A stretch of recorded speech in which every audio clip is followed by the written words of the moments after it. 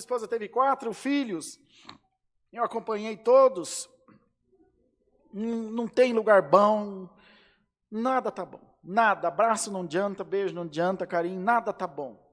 Aquela agonia da hora do parto, aquela agonia do bebê nascer, e aquela dor, aquele sofrimento, mas eu vi com os meus olhos, todas as 4 vezes, que ela abraçou o bebê, não reclama de dor, é o peito que racha, é ponto que inflama, é tanta coisa, não reclama de nada, a alegria do bebezinho é um anestésico, irmão, vai nascer uma coisa nova na tua vida, vai nascer uma coisa nova na tua vida, que vai fazer você esquecer da dor que você está sentindo hoje.